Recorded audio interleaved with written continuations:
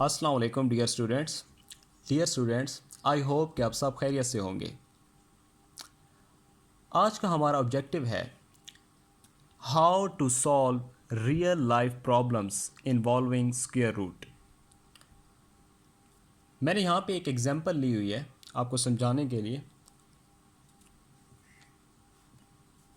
1225 students stand rows in such a way that the number of rows is equal to the number of students in a row.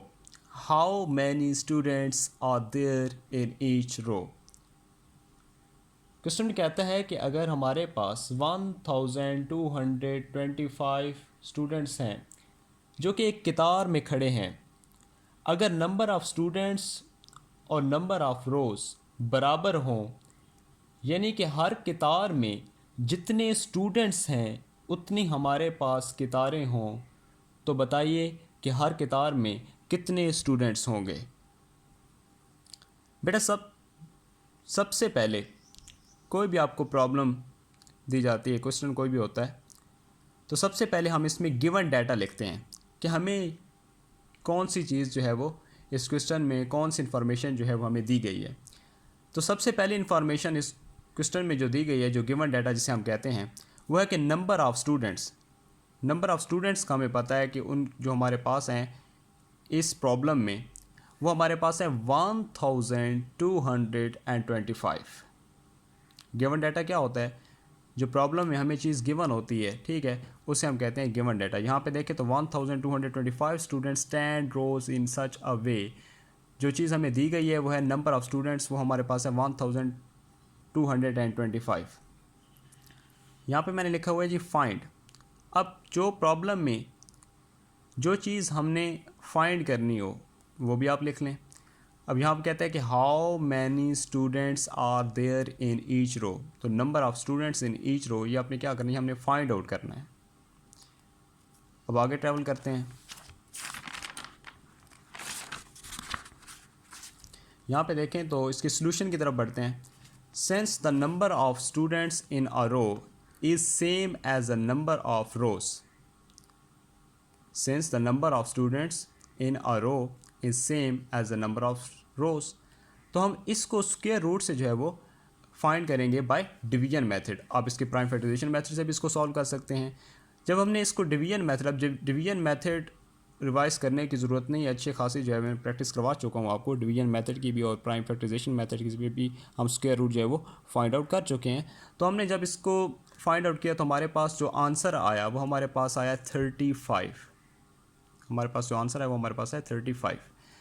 अब hence the number of students जो हमारे पास हैं इन each रो जो हमने find out करने थे वो हमारे पास आ गए 35। हमारे पास कितने आ गए?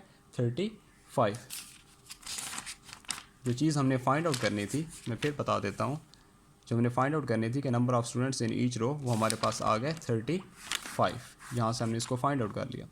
एक और एग्जांपल लेते हैं, एग्जांपल 2 इसी से रिलेटेड है। इसमें कहता है कि find the length of boundary, find the length of boundary of square field whose area is 784 metre square.